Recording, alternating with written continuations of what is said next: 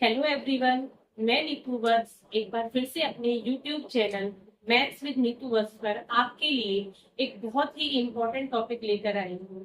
पर उससे पहले मैं आपसे कुछ कहना चाहती हूँ, बताना चाहती हूँ। देखिए, मैथ्स एक ऐसा सब्जेक्ट है कि जिसको हम जिसका जितना बेसिक स्ट्रॉन्ग रहेगा उसको मैथ्स में कभी प्रॉब्लम नहीं रहेगी। तो इसीलिए मैं चाहती हूँ कि आप अपना बेसिक से लेकर एक्सपर्ट की तरफ चलें।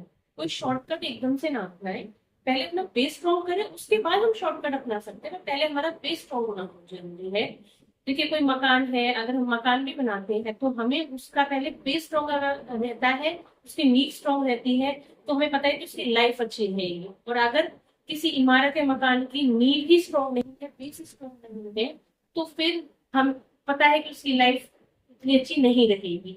इसीलिए मैं चाहती हूँ कि आप लोग जो पढ़े उसका बेस स्ट्रॉन्ग होना चाहिए, तो उसमें आपका मैथ्स अच्छा रहेगा। तो मैं कोशिश करूंगी कि मैं अपने वीडियोस के थ्रू आप लोगों का बिल्कुल बेस स्ट्रॉन्ग रखूँ, और बेसिक से फिर हम एक्सपर्ट की तरफ जाएंगे। एक छोटे लेवल से मैं अपना टॉपिक शुरू करूंगी और एक अच्छे लेवल पे उस टॉपिक को हम धीरे धीरे अपने वीडियोस में लेके जाएंगे। तो स्टार्ट करते हैं आज की वीडियो। और आज का हमारा टॉपिक है, जैसा कि आप देख रहे हैं, आज का हमारा टॉपिक है फ्रैक्शंस। तो सबसे पहले, व्हाट इज फ्रैक्शन? फ्रैक्शन होती क्या है? देखिए, जो फ्रैक्शन होती है, fraction is a part of a whole. जो फ्रैक्शन होता है वो एक होल का पार्ट होता है। ठीक है, कोई भी एक ऑब्जेक्ट है, उस ऑब्जेक्ट के होल का एक पार्ट होगा। अब देखिए, जैसे कि आप सभी ने भी देखा होगा, आप सब पिज्जा सभी ने देखा होगा। ठीक है, तो पिज्जा जो हमें मिलता है, तो जो पिज्जा मिलता है वो हमें स्लाइसिस में मिलता है।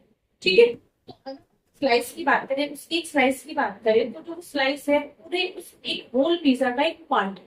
ठीक है, तो उसको हम कैसे रिप्रेजेंट करते हैं, होल को कैसे रिप्रेजेंट करते हैं, हम एक सेक्शन को कैसे रिप्रेजेंट करते हैं। ठीक है, अब देखिए, जैसे मान लीजिए मैं इस पार्ट की बात करती हूँ। ठीक है, इस पार्ट की अगर मैं बात करूँ, तो ये एक पार्ट है, तो फिर इसको हमने लिखा वन। और टोटल हम देखेंगे, टोटल पार्ट कितने हैं, 1 2 3 4 5 6 7 8। टोटल पार्ट कितने हैं हमारे? 8। तो ये जो ये वाला पार्ट है, इसको हम कैसे रिप्रेजेंट करेंगे? 1/8। अगर मैं ये दो स्लाइसेस लेती हूँ, इन दोनों स्लाइसेस को इकट्ठा लेती हूँ, तो इसको हम कैसे रिप्रेजेंट करेंगे? तो हमारे पास स्लाइसेस है जिनको मैं यूज कर रही हूँ, 2 स्लाइसेस। ठीक है, और टोटल पार्ट कितने हैं? 8। तो ये कैसे रिप्रेजेंट हो जाएगा? 2/8। Basically fraction is a part of a whole. अब जो फ्रैक्शन होता है उसमें दो टाइप्स होते हैं चीजें, इसमें दो टर्म्स है जो हमें याद रखनी है। फ्रैक्शन जो फॉर्म्ड होती है वो कैसे फॉर्म्ड होती है? फ्रैक्शन न्यूमरेटर, अभी आपने देखा मैंने जो फ्रैक्शन लिखी थी वो इस तरीके से लिखी थी, 1/8। ठीक है, तो जो फ्रैक्शन है उसमें जो ये वाला पार्ट है, जो अपर पार्ट है हमारा, इसको न्यूमरेटर कहते हैं, पर जो ये पार्ट है, लोअर पार्ट, उसको हम कहते हैं डिनोमिनेटर। तो here 1 is numerator and 8 is denominator. ठीक है, तो फ्रैक्शन का ये बहुत इंपॉर्टेंट चीज है कि इसमें न्यूमरेटर और डिनोमिनेटर, जो अपर पार्ट है उसको हम न्यूमरेटर कहेंगे और उसको हम डिनोमिनेटर कहेंगे। नेक्स्ट आते हैं हम कि जो फ्रैक्शन में, हम फ्रैक्शन के, जैसे हमारे पास ये एक ऑब्जेक्ट हो गया, इस ऑब्जेक्ट को हमने 2 पार्ट में डिवाइड किया। ठीक है, इस ऑब्जेक्ट को हमने 2 पार्ट में डिवाइड किया है, तो जब 2 पार्ट में डिवाइड करते हैं तो उसको हम कैसे रिप्रेजेंट करेंगे? When a whole is divided into 2 equal parts, then it is called halves. Half, and half is represented by 1/2. When a whole is divided into 2 equal parts, जब भी कोई एक होल, कोई भी एक object, complete object, whole object 2 divide होगा, और half को रिप्रेजेंट कैसे करते हैं? 1/2। ठीक है, next one is, if a whole if a whole is divided into 3 equal parts, अगर एक होल को हम 3 equal parts में डिवाइड करते हैं, एक होल ऑब्जेक्ट को हमने 3 equal पार्ट में डिवाइड किया, तो उसको हम क्या कहेंगे, उसे हम कहेंगे 1/3। उसको हम क्या बोलते हैं, 1/3, 1/3। ओके, और 1/3 को रिप्रेजेंट कैसे करेंगे हम, 1/3। 1/3 is represented by 1/3। Okay, next one is, अब हमने हाफ पढ़ा, 1/3 पढ़ा, सेम एज। अब हम नेक्स्ट करते हैं कि whole when a whole is divided into 4 equal parts।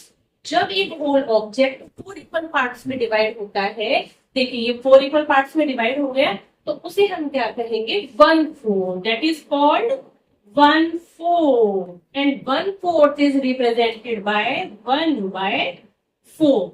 1/4 is represented by 1/4। Okay, अब यहाँ से हमारे इससे जो क्वेश्चन, इससे रिलेटेड जो क्वेश्चन आते हैं, ठीक है, जितना मैंने आपको बताया है, इससे रिलेटेड क्वेश्चन कुछ इस टाइप की, जैसे कि अपनी फिगर गिवन है,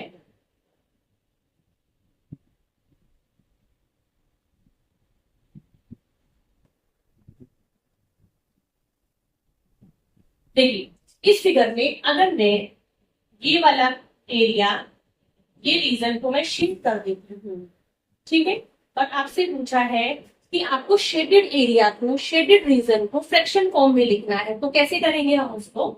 सबसे पहले हम ये देखेंगे कि एक होल ऑब्जेक्ट है और कितने पार्ट्स में डिवाइडेड है, 1 2 3 4 5 6 7 8, टोटल कितने पार्ट्स में डिवाइडेड है, 8 पार्ट्स में।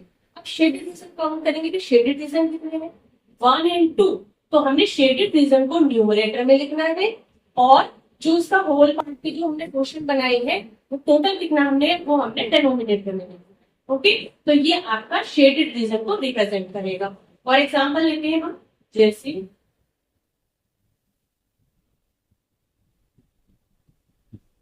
अब इस फिगर में हमने ये एरिया शेड किया है, आपसे पूछा है कि what is the fraction of the shaded region. Shaded region की फ्रैक्शन क्या है, तो आपको मैंने बताया था कि पहले हम ये देख लेते हैं कि कितना एक ही पार्ट शेडेड है, तो हमने 1 लिखा, और टोटल कितने पार्ट्स में डिवाइडेड है, 1 2 3, तो उसको हमने डिनोमिनेटर में लिखा। तो शेडेड रीजन का जो फ्रैक्शन है वो क्या बनेगा, 1/3। ठीक है, इसी तरीके से हम अगर कोई भी जितने भी पार्ट में डिवाइडेड है वो अकाउंट में आएगा, और जितनी भी शेडेड रीजन है, 2 रीजन है, 1 है, 3 है, 4 है, वो हमारा न्यूमरेटर।